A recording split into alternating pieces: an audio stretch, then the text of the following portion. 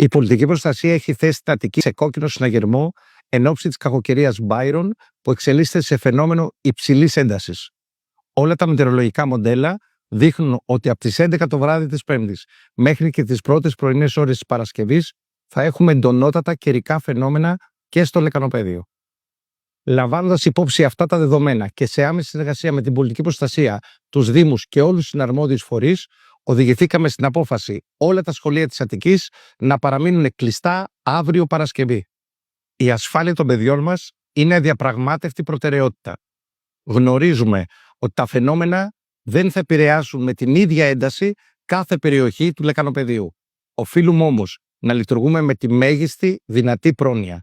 Να προλαμβάνουμε και όχι να τρέχουμε πίσω από τις εξελίξεις.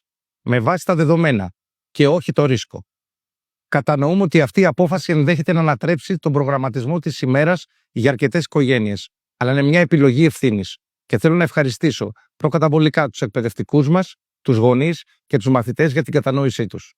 Στόχος μας είναι να προστατεύσουμε ανθρώπινες ζωές, να αποφύγουμε αχρίαστες μετακινήσεις και να επιτρέψουμε στις υπηρεσίες μας να επιχειρούν απρόσκοπτα, εφόσον βέβαια αυτό χρειαστεί.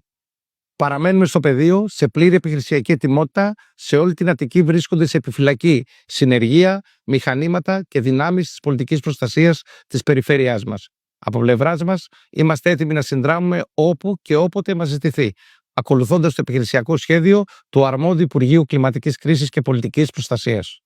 Συνεχίζουμε να παρακολουθούμε την εξέλιξη κακοκαιρίας ώρα με την ώρα.